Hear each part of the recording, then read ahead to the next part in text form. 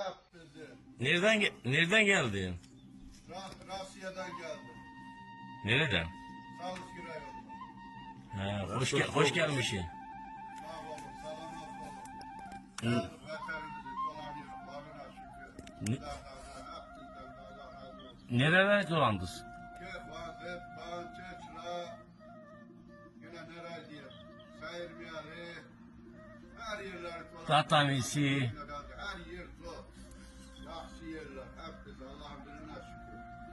Taşlı yollar zor.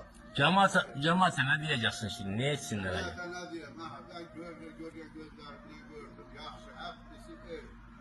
Yollar yapılmış, güzel, magazinler, işler, her şey zor. Sağ olsunlar. İsteyen gelsin görsünler eğer inanmıyorsalar. Hepsi ev, Allah'ın birine şükür. Sağ olun, selamat olun. Rahmet. Sağ ol.